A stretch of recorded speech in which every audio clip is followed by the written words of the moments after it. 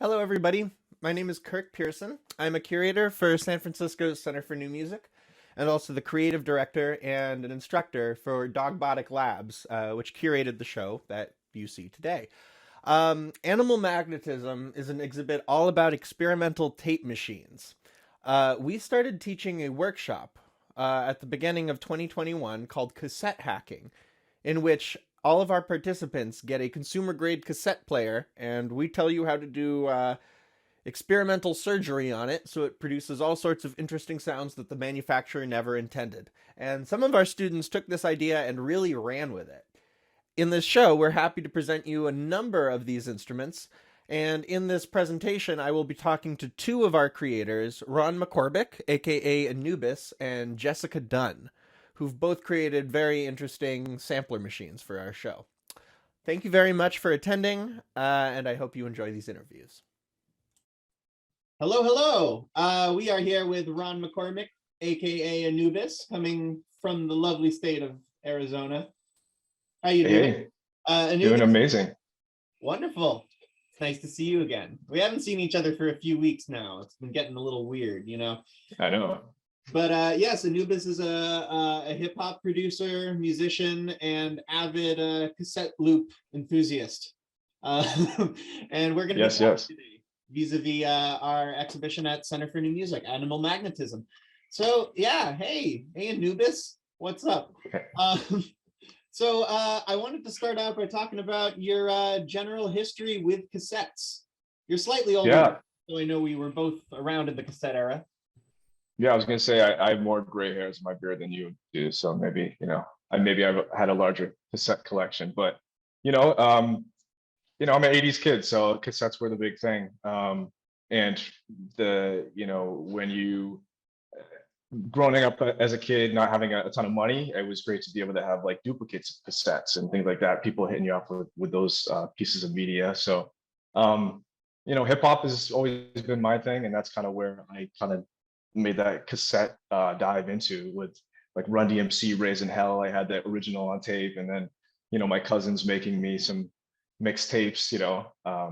But really just I'm a fossil. So I've been around for a little bit, and cassettes were the thing when I was a kid. Um, and it's great to see that you can still use that medium for something else, or even just to listen to music still. So yeah, Well, how do you use cassettes nowadays? Because you do use them for a variety of interesting things.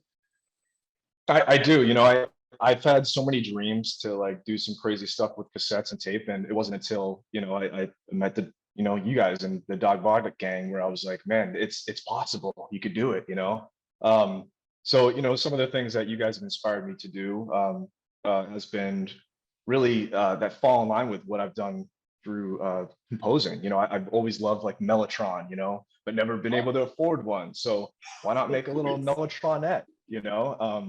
And to have that showcased to everyone to see is amazing because I made that for myself, and the goal was that to create like multiple tapes. The goal was to create 12 tapes and one in every key and be able to play them interchangeably and sample and almost have like my own orchestra. But that was my goal with that, really just to make something that I've learned and taken from such a great squad of the Dogbotic crew, but make it my own. Mhm. Yeah. I mean, yeah, none of them are our original ideas. We just kind of push people, but I mean, it's all you. Well, yeah. So can you tell me a little bit about your like your compositional process? You release you're pretty prolific, right? You've released at least two albums that I've heard online. Yeah, Um, no, I appreciate that. I'm sorry. No, I appreciate that. It's grinding away. It's Uh-huh. the goal for Anubis and hip hop is to make four real contributions. 4 EPs is what I was shooting for. So I'm working on that third and fourth right now, but the first two out. People check out. Gamer was the first EP. Supreme Disruption was the second EP, and I'm working on the other two now. But composition. I'm obsessed with noise and silence. And I think the reason why this third EP has taken so long is I'm kind of gathering my audio swatches throughout the world. Whether it's real world sounds or the crazy gadgets I'm making with you guys. but really it's been a journey of how can I make my own pyramids, if you will, like something that's going to last longer than me, but also, um, that's going to inspire other people. The music industry is saturated with people that are doing a lot of the same thing. So if I can inspire one person or uh, to go back and listen to the 4 EPs that I'm working on, that's a win to me. So that's kind of my big goal with Anubis and composition. I do hope to do more films. I've scored a lot of films, but in regards to hip hop, still got some work to do. Mhm. Can we talk a little bit about your swatch gathering? Yeah. Yeah. What by that I mean, I presume you mean field recordings or Yeah. sample finding. Where have you been going? So anywhere. Life is full of audio swatches, I believe, and it's funny because my family everyone that knows me knows I'm an audio nerd. I'm obsessed with that. If I'm on a trail and I hear a stream, I'm gonna record that stream. Or, yesterday we went to the park for the first time to check out the neighborhood, and this weird like seesaw thing, and it created this crazy sound. And my son knew automatically that I wanted him to place the phone to sample it, to then use it later on. So, anything. The iPhone is definitely the best thing because it's in your pocket. But yeah, field recording. If I have that field recorder, I'll try to use it. Uh-huh. You have any particular favorite sounds that came from places that you did not expect? Yes, great question. In Utah, I did the Narrows hike. If you've never gone to the Narrows, do it. It's amazing, beautiful. In Utah, the rocks have such a wild reverb in this like cavern area because it's naturally cut out. So you have a walking stick walking around. I was just kind of hitting things and sampling, and just the tonality of the rocks and the sand, it being hacked down over time.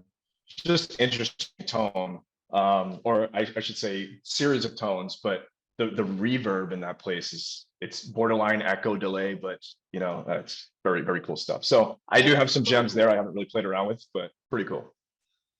How do we visit?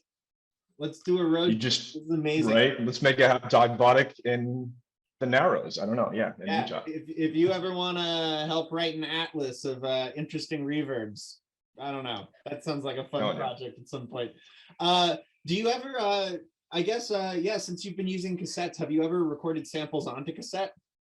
Yeah, that's a great question. That's really where I'm playing now. It seems like, as we dive from, I call it like from dust to digital, we always strive as humans to become, get like the most purest digital version of something, and then we end up reverting back somehow and adding a filter, right, and making it that again. So I'm doing a lot of that, honestly, Kirk.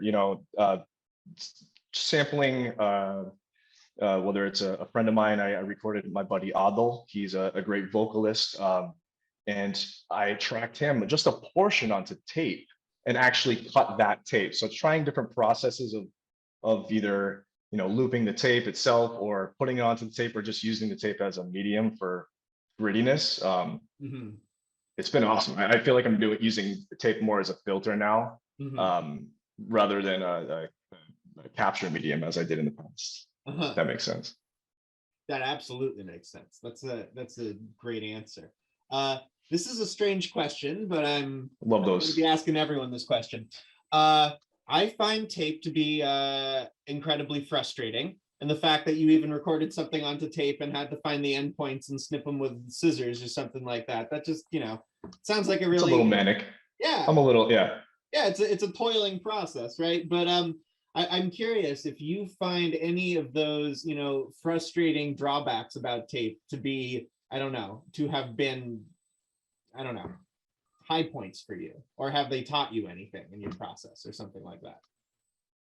That was terribly worded. I'd say no, you have, and honestly, these are like really dope questions, by the way, because they're thought provoking. And what I would say is like, we juggle. I have a day job, right? I can't be Anubis all the time, but I think like anything that allows you to slow down your day to day and kind of just think, even if it's holding your breath while you hold that razor and cut it perfect, I think that's a great thing. And I treat as frustrating as making loop tapes and doing all the things with tape can be. I feel like taking a moment and kind of slowing down and you know, it's like an organic thing. It's almost like dropping the needle on vinyl and just like listen to the tracks. I don't know. It's frustrating, but it's almost takeaway. It's like it's organized madness, I feel. I I had a friend watch me make a loop tape, and I was like, what did I just sign up for? And it worked out. It worked out perfectly. We did it within an hour. The thing Uh-huh. played, and it sounded good. But that whole time, you know, winds blowing, things are happening. But Uh-huh. in the end, you kind of slow down, and I think you could breathe a little bit. Uh-huh.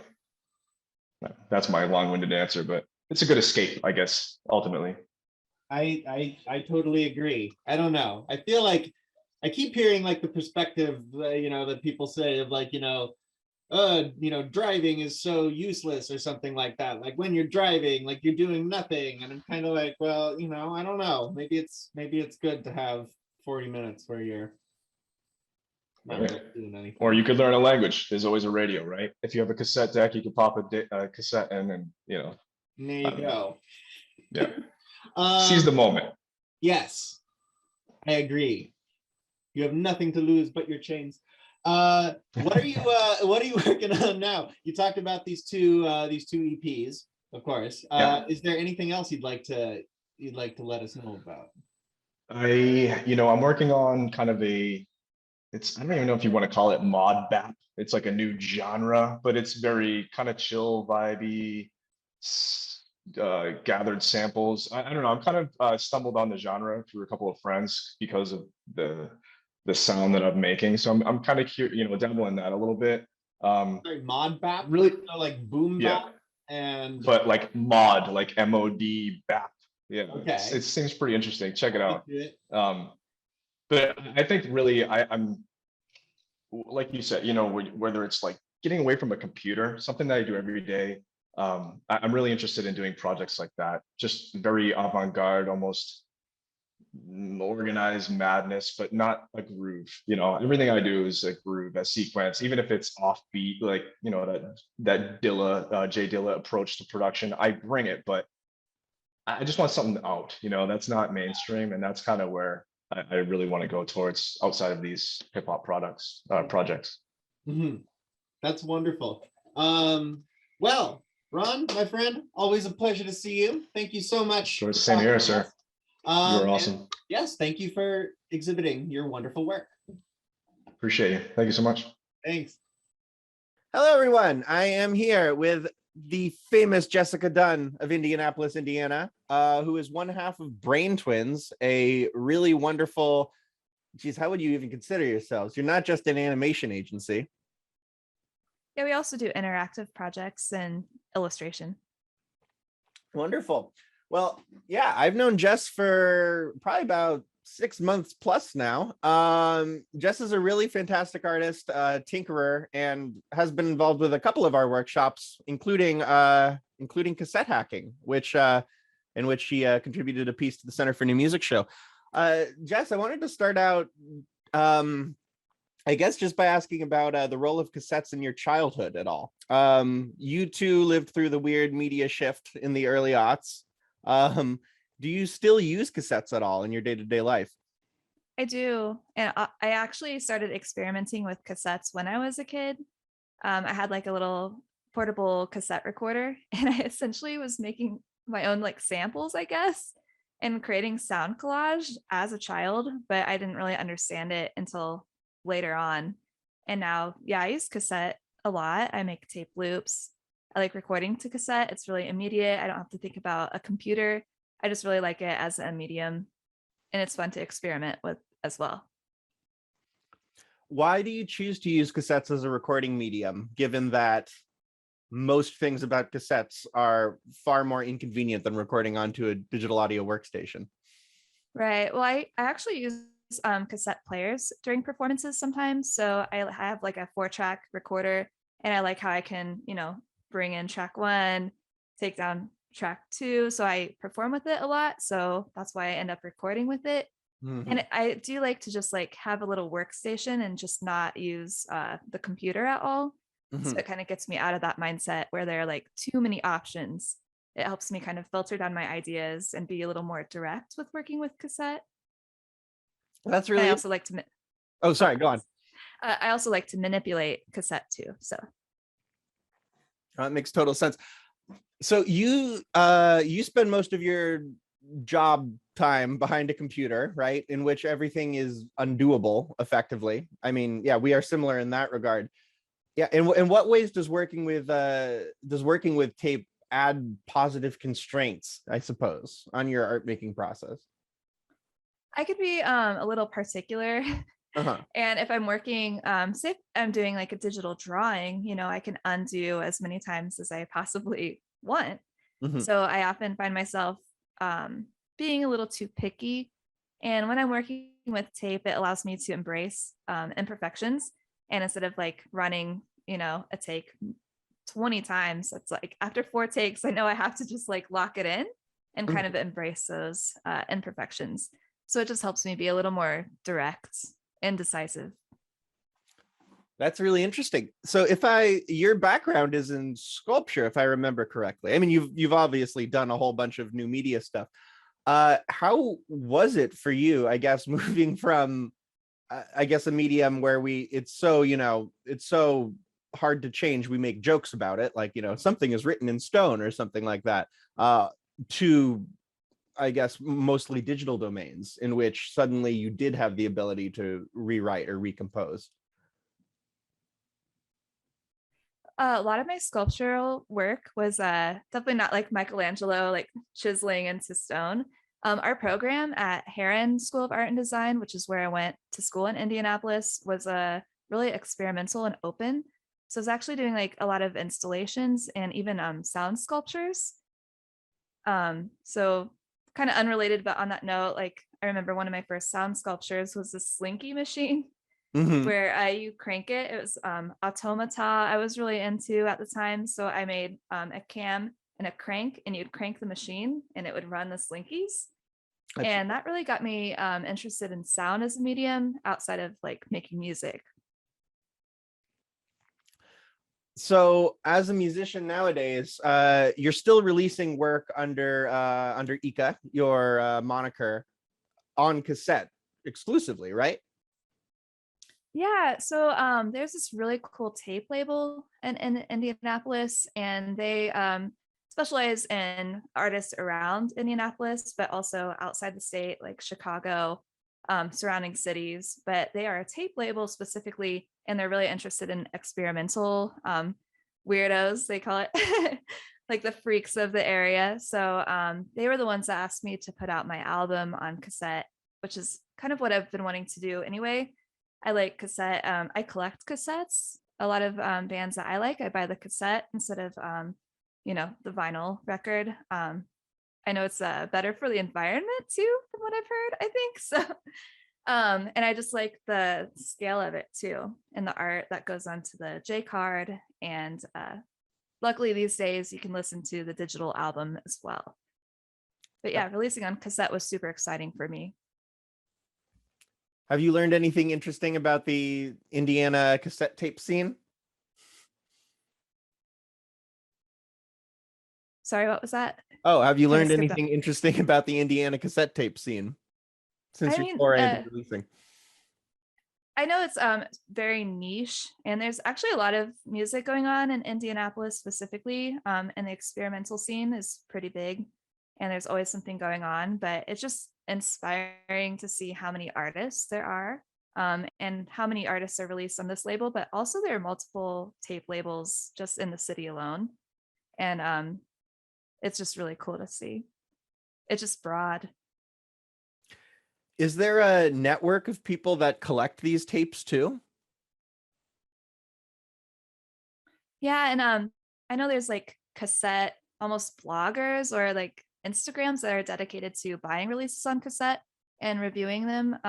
So yeah, there's quite a big network, which is surprising. Like I knew it was a thing, and I knew cassette was resurging as a medium, but I didn't realize how big it was and how even in, I mean, we're not like a tiny city, but we're not a large city either, but how expanded the network is of cassette artists and people releasing on cassette.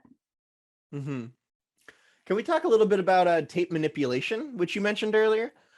So I'm Yeah. curious how you manipulate tape creatively, And well, yeah, let's just start there. Yeah, how is tape manipulation part of your artistic process? I think it's really fun. I do a lot of things with it. I liked we haven't really talked about the cassette hacking thing yet, but Mhm. I like I mean it's always fun to speed things up and slow things down, of course, and tape is great for that. Because I feel like you hear so much depth and like of the warble, the again imperfections that you wouldn't get if you just slow down a track, Mhm. digitally. Mhm. I was working on my SP404 a lot, and I thought it was fun to like kind of switch to tape. And I was inspired to do that again because of that course that you had. Um, but I also like doing splicing, Mhm. which is really fun because I love collage in general. I do a lot of video collage, regular collage with paper. So thinking about using tape for collage was really exciting to me. So I was like cutting up old like orchestral cassette tapes. I was also doing pieces where I'm recording something onto the cassette, then slicing it up and splicing it into something new. And it just, I really like to embrace that uh, tradition of just like letting things be free and have surprises happen. Because I'm Mhm. really into like Dadaist art and surrealist art. And I feel that tape is a great medium that kind of reflects that in a non-traditional way. I totally agree. I love how yeah, a lot of creative possibilities comes up when all you're doing is juxtaposing different ideas, and then you're having the audience run wild trying to interpolate between those two. So I absolutely agree. I guess yeah, is there anything that you've, I guess, learned from working with tape, creatively or even philosophically? That's a That's a good loaded question. question. Yeah. Oh wow, the light was really coming in. Well, this is the Center for New Music audience here. They like heady stuff, so. Well, I used to just, I don't know, it all stemmed from me working with cassette as a kid and just doing it naturally without any preconceived notion of what art is Mhm. or process. And I feel like it was a natural process. But I guess I've just learned over the years that a lot of people have been working with this medium, and it's really great to see the extent to which people can manipulate tape. And yeah, sorry. No, I totally agree. Um, is there anything about manipulating tape that you find, I don't know, more exhilarating than editing something digitally? Because I think we can certainly agree editing something digitally is simpler. Could you repeat that? Sorry, you Oh, glitched out in absolutely. the first half. Oh, all good. Is there anything about editing with tape that you prefer over editing digitally, despite the fact that editing digitally is easier, outside of the it puts creative restraints on us? Right. I mean, I feel like restraint is something that I kind of suffer with. I don't know, like I need to be restrained in my artistic process just because I do work in so many mediums. Right. And I often work digitally for work, and I just sometimes get so overwhelmed with all of the options. So I really like editing with tape because I'm more direct with it. And also, this goes beyond editing, but I even sometimes carry around a cassette recorder because it keeps me off of my phone.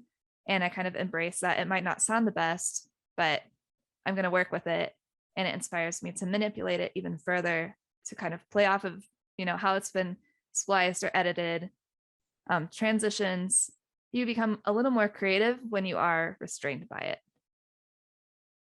I absolutely love that. I think, yeah, I don't know. That's one of the things that I also love about darkroom photography so much is like, at the end of the day, you only got so much photo paper and you only got 45 minutes. So you're going to get it right. Doesn't matter if Right. it doesn't look good. You're going to get it right. Yeah. I agree. I think like, yeah, when you're working on a computer and everything is possible, like nothing is possible, right? Like, you can always keep working. Do you have any interesting projects coming up in the near or far future that you'd like to tell us about? In the near future, well, I'm playing some shows this month, which is fun. I already told you, but I just live Well, scored tell our evil. lovely audience Sure, out here sure. that we can't see because this is how we're doing receptions. I'm basically going to just plug all of the October things. that I do. But I just live scored Evil Dead 2 with some friends, which was really fun. We used video synthesis and video mixers to make this really psychedelic overlay of the film. And I used the Soma pipe and omnichord and the chaos pad to affect it. And I was making spooky sounds essentially. It was really fun. The chaos pad, that was like all the rage in 2002, and now they're not as popular, but I think they're great. I think they're so fun. I mean, you can do anything with them. I like the immediacy of the pad too. But that is going to be an ongoing. Oh, nice. Someone told this to me in high school. I've got like the big one. Yeah, no, you have Yeah, the yeah. proper one. This is the crappy cheap one. So Go on. cool. Sorry. Yeah. Oh, but this is going to be an ongoing thing. My friends at 4D Broadcasting Company, they're putting it on. It's called synesthesia, cinema with a C, synesthesia, and we plan on doing more. And that's operated by my friend Reed and his friend Mitchell. So that's a thing. I'm also playing in a broadcast cover band for Halloween. Oh, cool. Which is fun. They always do rip-off shows at the bar that I frequent. That also just hosts a lot of experimental electronic musicians too. So that's going to be fun. I do a thing called green screen karaoke, which sometimes we open it up internationally for streaming. So you can check that out too. Green screen karaoke, which we use a green screen, and you can pick out a video that you want to play behind you. We do it on monitors. So that's another thing I do. Did you I pick also a run song and a video separately? Yeah. Oh, Yep. okay. It can be any YouTube video, one that you even create and then upload to YouTube, and then we can mix it in, which is really fun. I also do a thing called Pink Noise TV, which is experimental original content and programming, but also we host green screen karaoke through that too. And it also archives shows like punk shows, electronic shows, experimental shows, often on VHS, which is another kind of tape that I like to work with. And yeah, I have more music stuff coming up too. Last year, or I guess this year in 2021, I released my first full length, and it's an audio visual album called Sleep Metamorphosis. Which is part of the show at the Center for New Music. Oh, right. Yeah, Audience. you can see it there. Yeah, you can see it there. You can also see it online too. I could send you a link. We'll post that in the show notes. Okay, yeah, please do. That was really fun. It's really an exploration of all the media that I like to work with, including video, found footage, animation, and then of course the sound, which I put in a lot of like little Easter eggs and hypnotic elements to the sounds that are in it. Well, it's wonderful to listen to, and thank you for letting us show it. Well, Jessica Dunn of Brain Twids, it has been such a pleasure to have you here. Thank you for talking with us, and thank you for being part of this exhibit. Thank you so much. And thank you to Dogbotic. I really like what you guys are doing, and it's been really inspiring, and I've taken a couple classes now, and I feel like I've learned so much. And it's a new medium for me. I'm getting into building circuits and stuff, but it is really expanding my process, and I really appreciate that. So thank you. And you are a great teacher, Kirk. Well, we appreciate you. Thank you.